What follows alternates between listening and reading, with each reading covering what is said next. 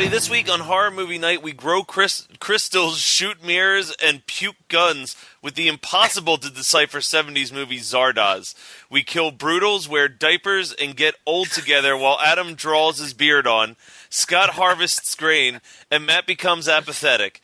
Actually, we all get apathetic. I think, at least. I don't know. I need another hit of Zed's sweat before I continue. It's helped me wake up. So really, the person we have to blame for this is Adam on two different levels. No, the person to blame is the entire community because they're the motherfuckers that voted to watch this shit. But for starters, the idea of putting 3 movies up for vote by the community, Adam's idea. Adam's pick, Zardoz. Yeah, it really does. It does boil down to it being your fault. It doubles down on you. Do you remember what the other movie was that I was going to try and make us watch? What Women Want? Starring Mel Gibson. The Mel Gibson classic, What Women Want. Okay? So you fucking thank me for Zardoz. No, because I don't think What Women Want would have won. I think if What Women Want was in the running, you guys would be watching Sick and hating me. Well, I mean, we're going to be watching something next week and hating you, so... That's fine. But hey, you know what? This is my second and a half watch of Zardoz. I don't hate it as much now as I used to, so I guess thank you.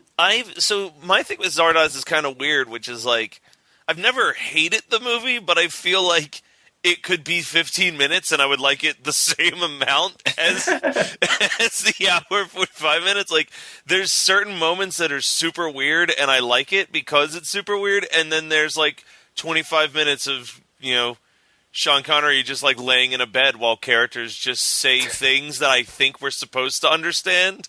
But just people putting a rear projector on him and then speaking Spanish in his direction. That's like literally half the movie. And that's where the movie loses me. But when you start off with a floating head with this weird drawn-on mustache and beard trying to explain what Zardoz is, and then there's a floating stone head that just starts spitting guns out, I'm like, this movie's fantastic. These guns tasted terrible. You know what's so funny is that floating head sequence with Arthur Frayne or whatever didn't exist in the first cut of the movie, and they put that in for it to try and make more sense for the audience, in which it helps absolutely none whatsoever. I kind of feel like if you were to show someone this movie without that intro, it would probably make more sense than like whatever the fuck is spouted at you for the first 2 minutes of this movie. I had never actually watched this movie the entire way through before. I had rented it from a video store, so that's how long ago was the first time I ever saw it. This was the first time I'd ever really sat down and watched it the whole way through, and I really, really liked this movie.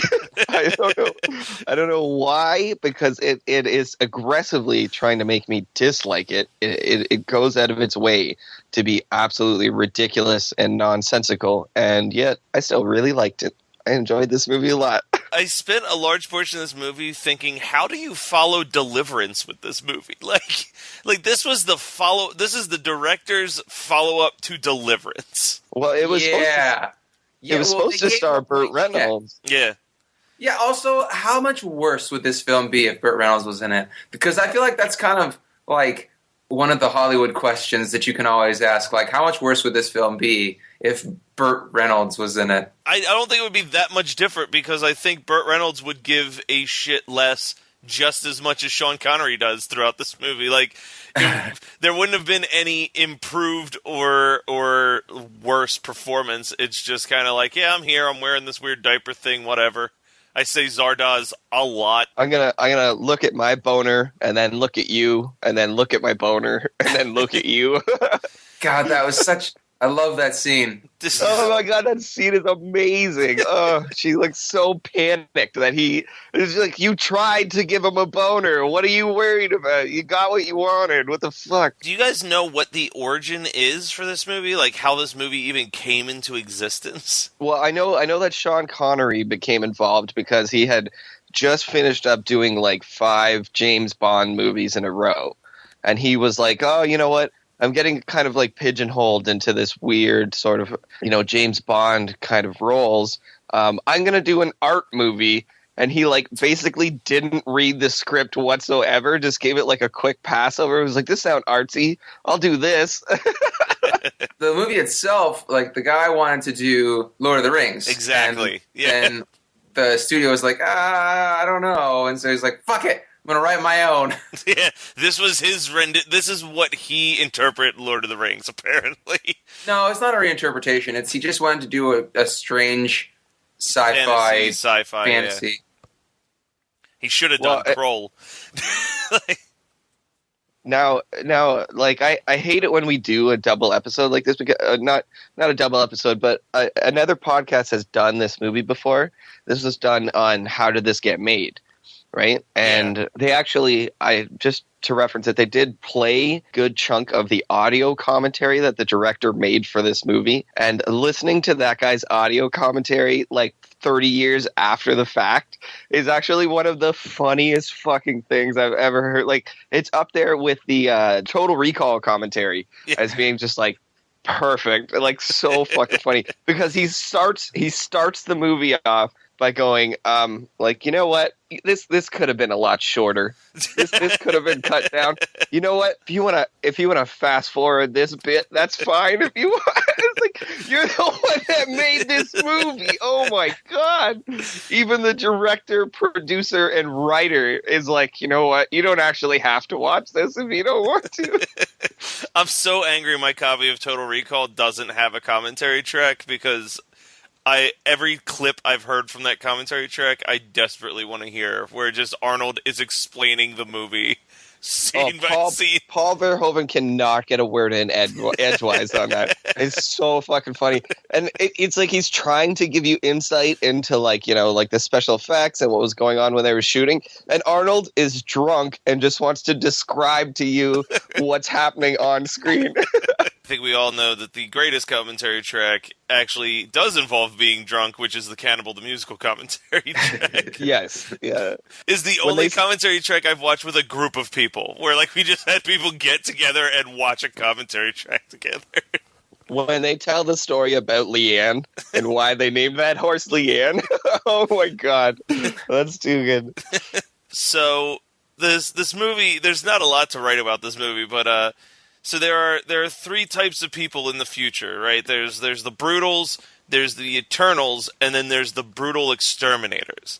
So the Eternals are they can't die, and then the Brutals like harvest and are mortal, and then the Brutal Exterminators, who are also mortal, just kind of kill Brutals in the name of Zardoz. They're supposed to be stopping them from breeding, right? Like, I guess that's like it's in a. But they're allowed. They're allowed to breed.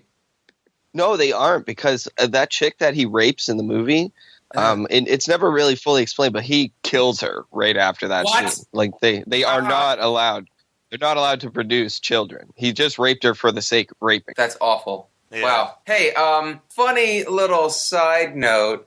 This is too weird. I followed a link out from Imgur to somebody's Instagram. And what are they wearing at Dragon Con? But somebody's Zardoz mask. It's ridiculous.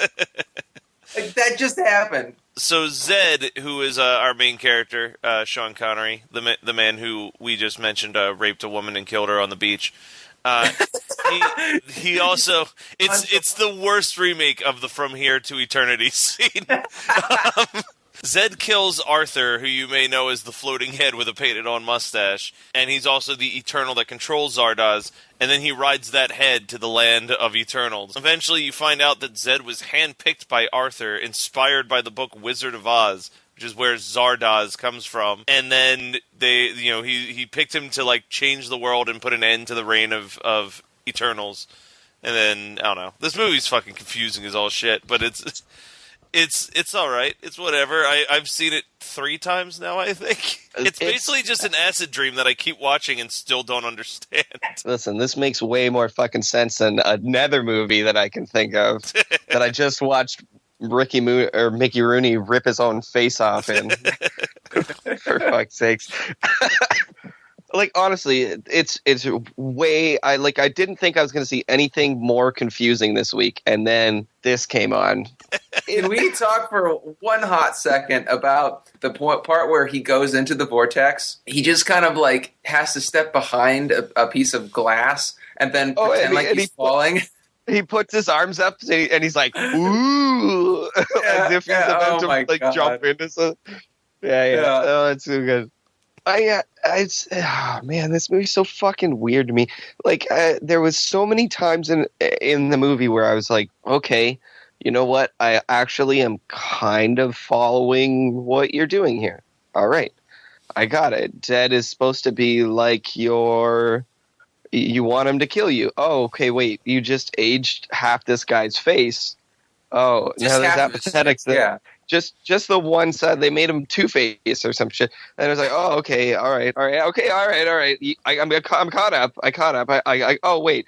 Well, like, women are licking his sweat off of him to gain energy. Like, what the that was the weirdest part of the movie, I think. Where he picked that girl up and he was gonna rape her, and then he realized that she wasn't gonna like have any kind of response. So he like picked her up and just backwards tossed her into the hay. I was like, this is dangerous. Holy shit. I like the idea that you were just super concerned. You're like, oh no, they might get hurt. Yeah. Oh my God.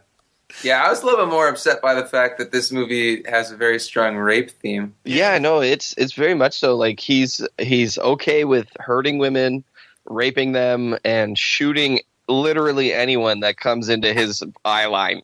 The hero of the movie, by the way. This is the hero of the movie we're speaking of. This is our protagonist that we're supposed to be rooting for. You might be thinking that we're talking about the villain that we want to see die at the end of the movie, but this is the man we want to see succeed. And you know what? I guess we do see him succeed, but succeeding in this movie, the benchmark is wandering into the woods with a woman that hates you and then slowly aging and dying. Like that's success in this movie. Hey, they had a kid, though. They procreated. Yeah. Oh my God. A kid who gets up, awkwardly looks at both of them, and then walks off screen to do what? Where is he going? What was he doing? Well, he's going to go rape someone on the beach and start shoot people. I took a woman in his name. This movie may have had more rape than Rape Squad. This tops out Rape Squad, Rape Tape, the tape that rapes. This movie alternate title is Rape Squad because this is fucking crazy rapey. They show that beach scene 8 fucking times. They show that thing. They keep fucking showing it. Yeah, this movie really could have been shorter. I forgot how long it was when I put it on the other night. Like, I put it on Thursday night to start writing down my notes, and I popped that thing in at like 10:30 and immediately regretted that decision. I'm like, oh, I thought this was like an hour and a half. And it's only like an hour and 45, hour 50, but man, that extra 15, 20 minutes fucking really burns it out of you. Honestly, I put it on and I looked at the timestamp on it and I was like, oh, an hour and 44 minutes. And then I sat there slack-jawed with my fucking mouth agape. I looked like the kid from Silent Night, Deadly Night 5. I was just fucking staring at the screen. It blew fast. It blew past for me. It felt like a quick watch for me, but I don't blame anybody. That you know what? I made notes for it, and I stopped about halfway through the movie because, one, this is really fucking difficult to make notes for. And 2, because I was just enthralled with it. I couldn't stop looking at it. It was fucking crazy. Well, I mean, now this seems like a good a time as any to get into those notes, the few that you do have.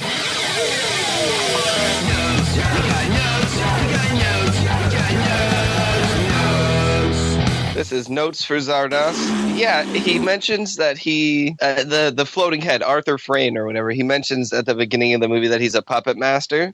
So, Andre Toulon? And when he's like spitting out guns, he was like, best I could do. I was all out of leeches. I'm back here in Ireland. I just got back from Egypt, so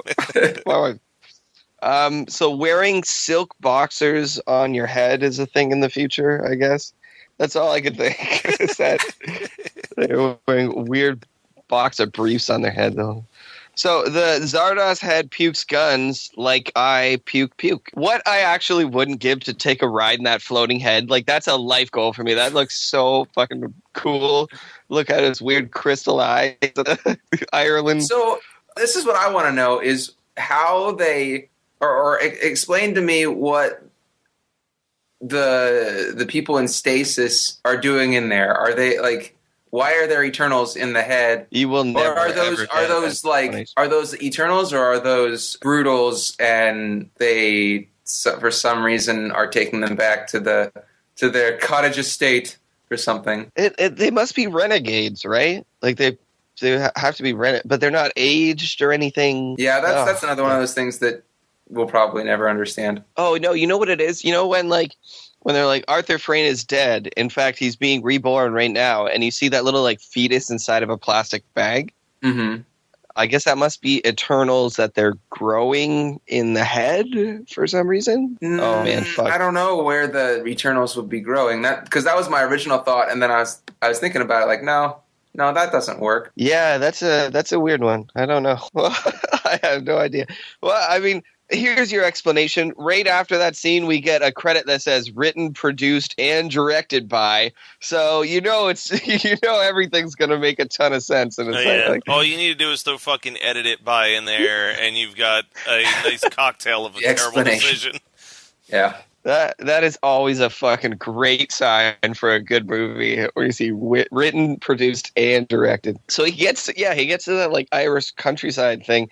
Is this just like a pot grow up? Like there's all these bubbles with pot plants inside them and shit? Yeah, I thought that those were pot plants too. I honest to God thought it was trying to say something about like drug reform or some shit like that, like the war on drugs, but maybe it was. I don't know what this movie was trying to say. There's only one guy who knows what this movie's trying to say, and he's suggesting that you skip scenes while watching the movie.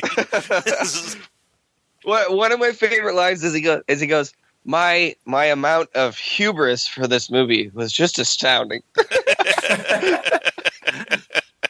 They played this shitty, bastardized version of the Seventh Symphony throughout this entire movie, and I really, really didn't like it. It was kind of starting to piss me off near the end there. If there's anything Adam stands for, it's the fine culture of classical music. Well, I mean, no, but at the beginning, literally, he'll draw a goddamn line in the sand if you fuck up one of those classical classics. No, come on. It was like the Polish orchestra or something like that. I forget what the credit said, but at the beginning of the movie, it was just like. It was just people going like that, and oh, fuck off, whatever, never mind. What is with that scene where they're in the bakery and he comes in and he just starts talking backwards to everybody? What? I think it's just showing how smart everyone is because they're eternal. Yeah, they're just bored. They're just doing things to get by because they've been alive for so long that they're fucking bored. Also, are you really going to be that bored after 200 years of being alive? I don't know. I don't know. I've only been alive for 30 and I'm fucking bored. Are you going to learn how to talk backwards? Is that how bored you are? Like that was what was really weird to me. Like at the beginning of the movie, Arthur Frayne's like, "I've been alive for 270 years," and I'm like, "Well, that doesn't really feel like that long of a time." Like, are you guys really? That's a problem. Like, yeah. Come on now. I can definitely relate to the apathetics, especially watching this movie. I'm like, whatever. There's that scene at the dinner table where they like throughout the movie they slowly realize that Sean Connery is actually like smarter than they are. I guess he's supposed to be like the perfect like evolutionary man or something. Because that's too much for me to believe. Exactly, right? And May is like, you're physically better than me, you're smarter than me, you're perfect, you're absolutely perfect. And then there's a scene at the dinner table where they're like making fun of him and saying that they should destroy him. And he just goes like, "Hey, you want some potatoes?" Ha ha ha ha ha. I'm like, okay, this is fucking weird. He's supposed to be like a genius. What the shit is this? Like, guys, I'm not gonna go to second level with you. I'm just not going there. Nope, stop trying. Not going to second level with you. Oh, that's not from this movie. That's a direct quote from my high school girlfriend. Sorry. Well, you sure showed her, Adam. Yeah, I did. Yeah, now you're going second level with everybody. Little did she know, I'm smarter. I'm the perfect link in the evolutionary chain. I make really funny jokes about potatoes. Fuck that bitch. I'm all over it. This is actually like the last joke the last note that I have, right? And like we're barely into this fucking movie, and this is where I stopped making notes. But it's right after that. I won't go to second level with you, and then they like give him like a psychic seizure or something at the table, and I just have a note. I says, I don't know exactly what Paul McCartney did to piss these people off, but he seems to be in a lot of trouble. So stupid. Oh, it's fucking ridiculous, right? Like. And it only got weirder from there, but I couldn't bring myself to put pen to paper and write notes about it because I was like, nothing I say is going to be more ludicrous than all the shit that's going on in front of my eyeballs right now. Like, this is just so insane. So, I guess thank you, community, for voting. Yeah, thanks for a whole lot of nothing. The gun is good. The penis is evil. The penis shoots seeds. When I was watching that, I guess it was yesterday, when he goes, the penis is evil, the way he said evil, all I could think about was the antagonist in New Year's Evil. Because when he would be on the phone, he was always like, evil. Call me evil. I feel like the penis is evil is like the song that Ichabod Crane never got around to writing. Spoiler alert. There's a new record coming out, and that's the title. Is it really? It's just going to be fucking Zardoz. Oh, my God. You know what I'm going to do is Zardoz has the most badass thrash metal logo. I'm just going to redo Ichabod Crane's logo to look like the Zardoz logo. And we're going to do a Zardoz-themed album. Just an EP. No, it's going to be like 14 songs. They're all going to be 2-minute songs, but if anything needs to overstay its welcome, it needs to be an album about a movie that overstays its welcome. Speaking of overstaying its welcome, I do have one more question about Zardoz. What is up with that scene where Arthur Frank just shows him a book that's like, B is for bottle, C is for cat, and then all of a sudden we're supposed to believe that he's learned to read independently just from looking at that book, and he's like exhausted. He's the ultra, like he's like this ultra humanite kind of character where he can learn super fast. Is that really the weirdest thing that this movie is trying to present to you? No, it's not. It's one of the least weird things that's in this movie, to be honest with you. But I do want somebody to supercut. I want them to take that scene with him in the library and cut it with like the Arthur theme song, where it's like, having fun ain't hard with the library card. Woo! What? The sad thing is that when he was like, the Arthur theme, I'm like thinking of the movie about the delightful British drunkard. And then I'm like, no, he's talking about the kids' cartoon starring an aardvark. An aardvark, the PBS cartoon. That you see, hey, what a wonderful kind of day. We can learn to work and play. A ska band had to have covered that song at some point, right? Like, that song was primed for a ska band to cover it. Also, I'm pretty disappointed that you haven't looked that up and like, know all the words. All right, so let's talk about what we watched this week besides Zardoz. So for Weird Ass Movie Night, I won't even say forced. I didn't inflict this on people. This is probably one of the better things we've ever watched for Weird Ass Movie Night. I introduced a bunch of people to Cannibal the Musical, the aforementioned Cannibal the Musical, and that movie still is just as fun and delightful as ever before. I also watched a movie that Scott had recommended that I see almost a year ago. No One Lives. Yes! Yeah. Finally! Yeah, that was a pretty fun movie. Probably my favorite WWE film. And that's something because, as everyone knows, Matt loves wrestling. I love wrestling, but I don't love wrestling films. Like, most of their movies are pretty shitty, so this one was pretty good.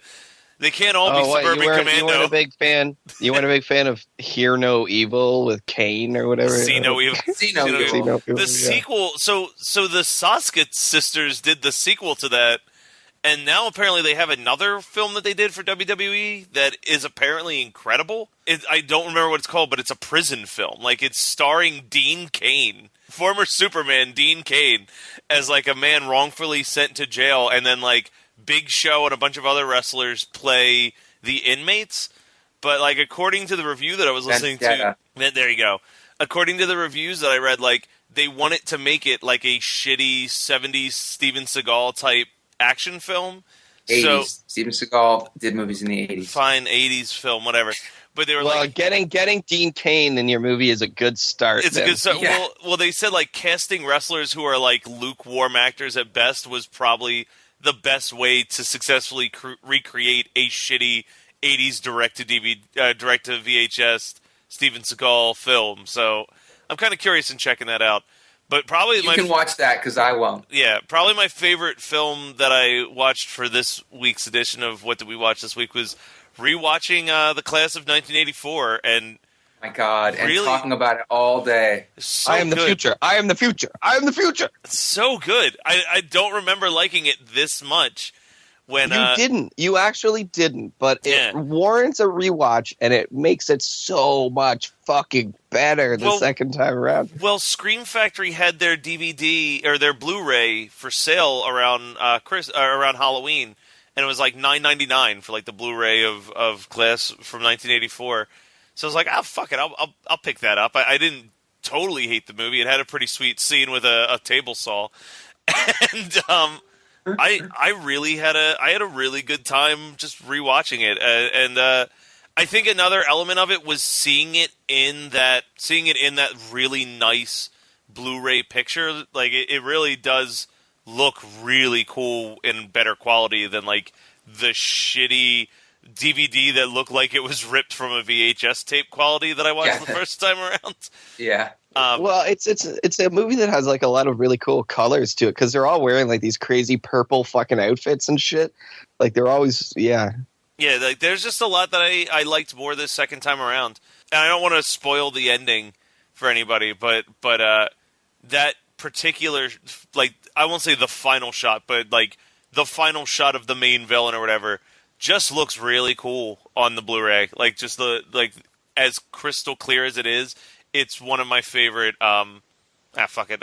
It's one of my favorite hanging scenes that I've seen in a movie in a really long time. Just the way that it looked with the mannequin and then the quick cut to like the actual actor is fairly. Well, seamless. it's so weird because his face looks entirely normal, and then he punches him, and it cuts to him hanging, and his face is like this weird bloated mess that looks like he's been dead for 3 days. Like, when did that happen? Why does he look like that? But that's all I've got. All right, so I watched a couple of things. Well, it's the mid-season break for Flash, Arrow, and Agents of S.H.I.E.L.D. Arrow is still nigh unwatchable because it's all about interpersonal relationships, and I really couldn't give a shit about any of those characters. Flash is still awesome, and it's really entertaining. And Agents of S.H.I.E.L.D. is really the best X-Men TV show that never got made. I love Agents of S.H.I.E.L.D. It's awesome. Megan and I finished Jessica Jones like a week ago. It barely counts as what I watched this week, but yeah, that was really hard to get through, and I didn't love it. I'm glad that it was made because it levels some of the more ridiculous Marvel Cinematic Universe stuff with some grittier stuff, but it's just hard to watch. So as far as movies go, I watched The Collector on a whim. It wasn't very good. I didn't like it actually at all. Did you watch the first one or the sequel where they go to his like weird warehouse? His lair. No, I watched the first one. I was considering watching them both, but after how lukewarm I felt about the first one, I kind of like gave up on it. Yeah, it doesn't really get all that much better. It's too Saw-y, but I think it was from the same people or something.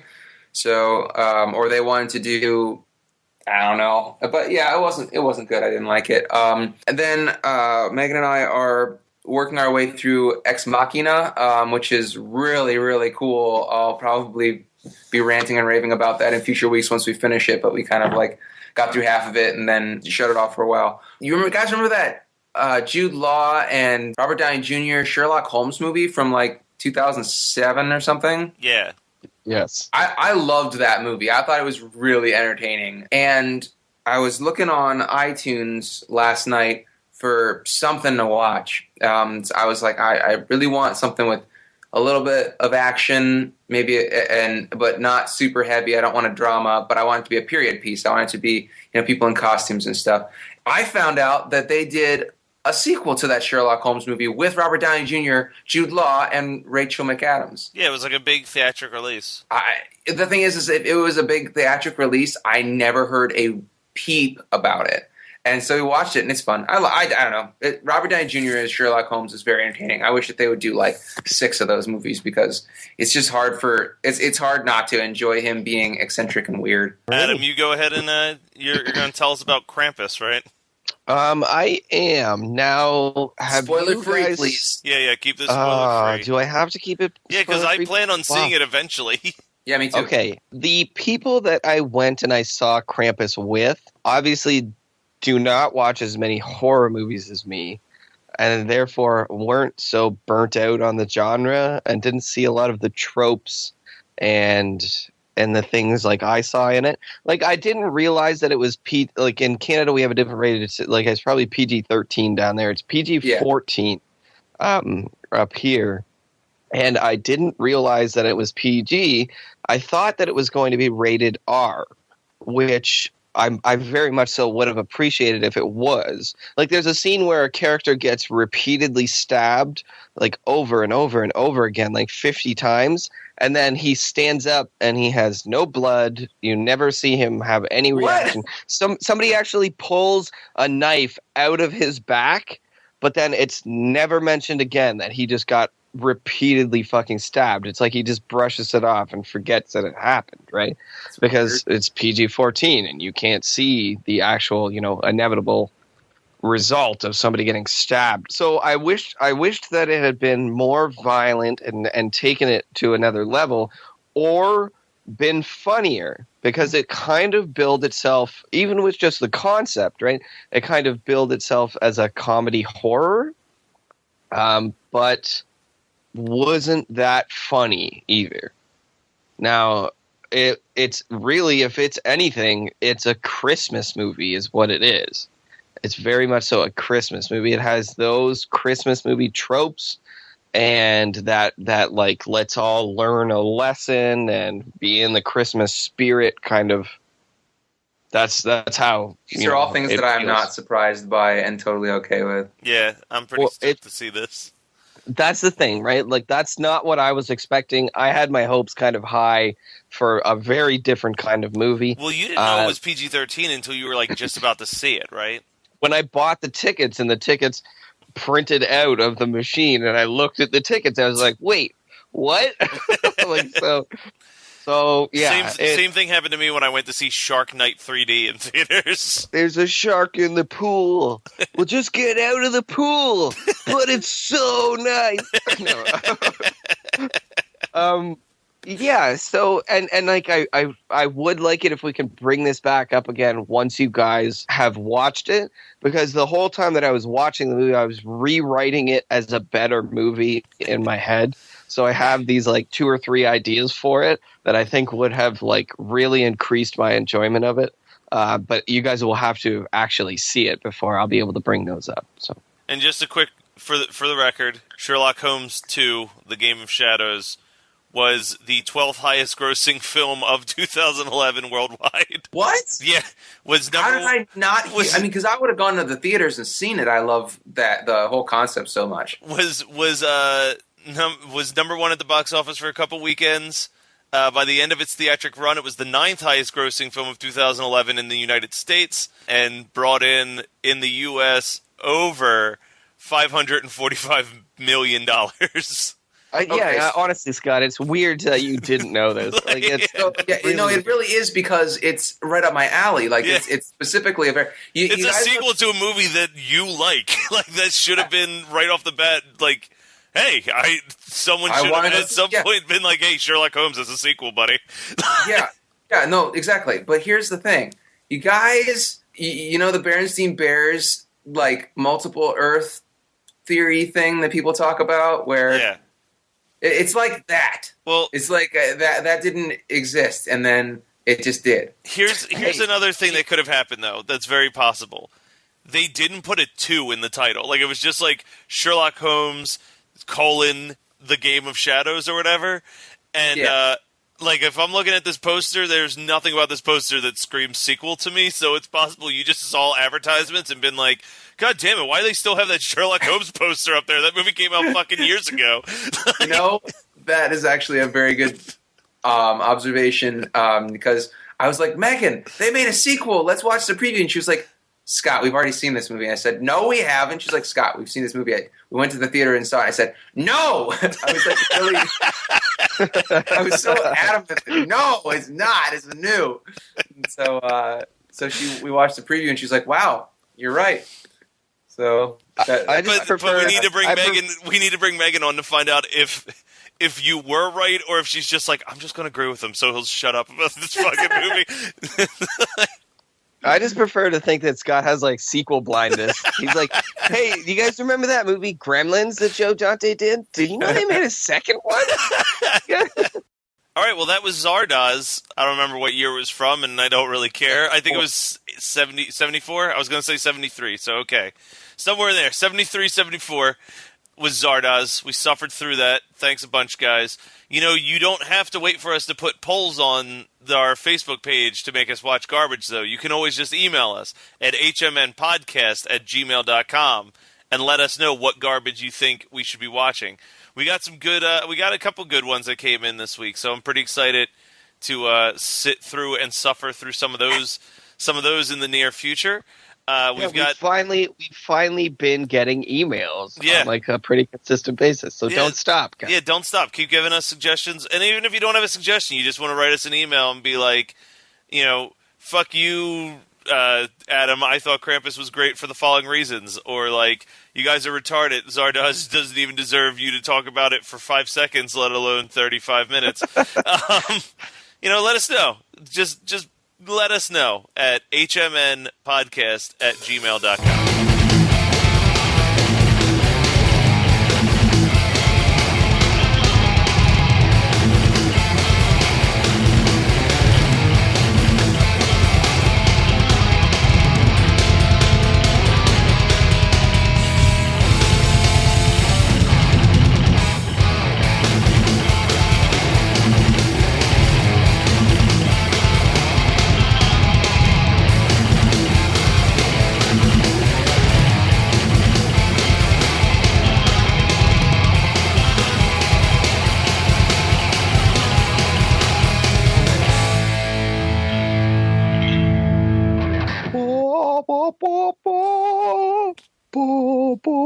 It was just people going like that, and oh, fuck off, whatever, never mind. You're listening to the Geekscape Network.